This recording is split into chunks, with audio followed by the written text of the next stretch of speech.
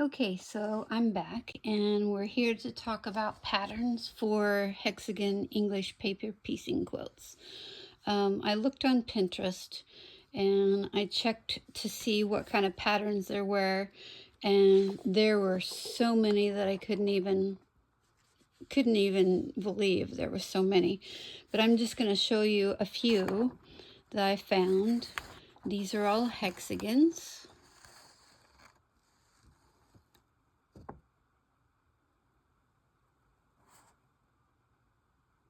And here's some more.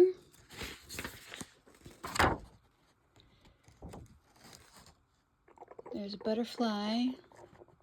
Those are flower garden ones, the ones with the little flowers.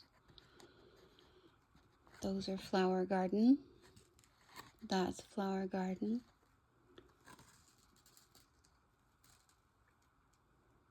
That's a color wash, this one right here. And these are some that I have made personally.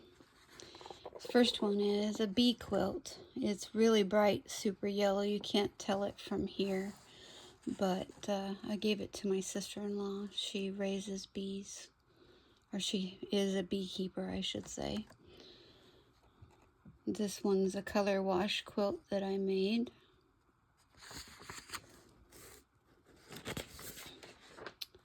Here's one that I made for my daughter. It's blue and yellow. Here's another one that I've made with somebody's favorite colors. I'm finishing that. And then this one is for me. I made a king size quilt to put on my bed, and it's a little different pattern. And then as you progress through English paper piecing, you can also do different shapes. And this one here is called Tula Nova. It's from Tula Pink, a fabric creator and designer, pattern designer too. But this is all pinks and reds and oranges, and this is a big applique that covers most of a queen size bed, and it's going to be appliqued onto a backing material of pink with white polka dots.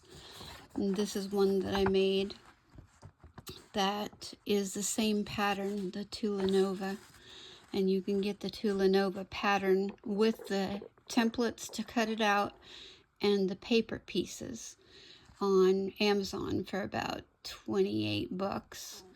It doesn't come with material, and there's different patterns that you can buy that has all different kinds of English paper piecing templates with paper pieces, or just the templates themselves, or just the paper pieces. You buy them numerous places. You can Google it, and you can do it on Amazon. So those are just a few of what you can do with them, and I thought that I would show you just with hexagons what you might be able to do. Here's a bunch of hexagons that I've already got cut out, and I'll show you some different patterns. Like, let's say for example you wanted to do the flower. You do 6 of these pieces,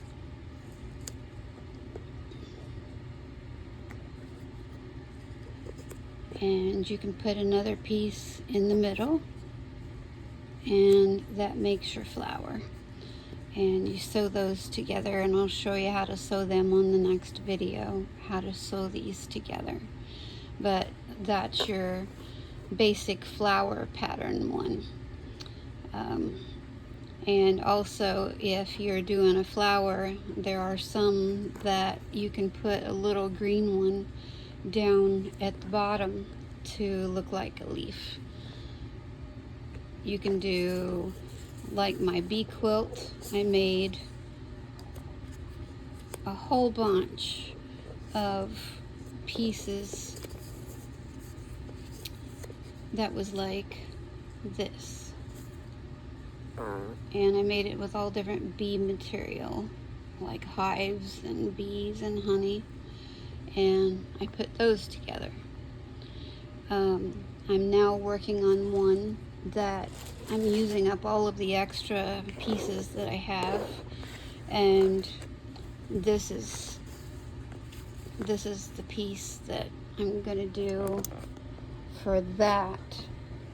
Trying to get you focused here, but I've got 60 of these, and I'm putting white around the edges. I'm making little strips of 5 of white so that I can put those around the edges, and that'll be the background material for this actual pattern, which is kind of a diamond shape, but not exactly sure what it was. It takes 30 pieces for this, and I've picked from all of the different color values and different patterns to do them, and I've got a huge stack of them.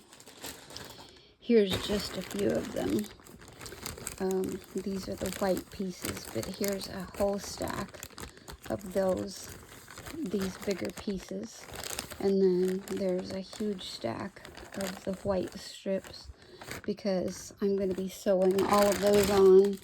And then I have a package of just white that I have done, and I showed you all how to do that, but those are going to be filling in the rest of the pieces that that this is going to be going around. So these pieces will be completely covered all the way around by that. You can do pattern pieces like whenever you make your little flower, you can surround it with something different, different color or shape. I'm sorry, not shape, color or pattern. Like here's your pattern. You could surround it with more and sew all of these together, and that would be something, you know, that would be another different type of pattern for a quilt.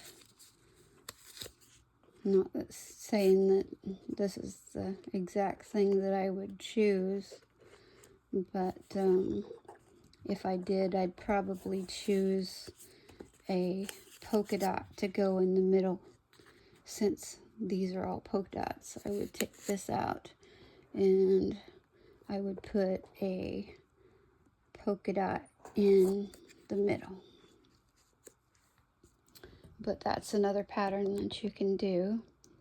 So there's numerous amounts of designs that you can make with all of these pieces, and I just make them, get some material and put them in a box, and then I can choose from any of them. This one's my pink and brown and green box, and I've got, of course, yellow and blue and white. I've got black and gray, orange, yellow, purple. So there's all different kinds of pieces that you can do. You can cut up a shirt and make pieces out of it. That's what I did with my quilt here that I did. This is a lot of shirts and things that I wasn't wearing. Some of them were too big, some of them were too little, and I liked the material, so I just used them in the quilt. So those are a whole bunch of ideas that you can use to make Hexagon English paper piecing quilts from. If you have any questions, just give me a holler and I'll feel free to answer all of your questions. Thanks.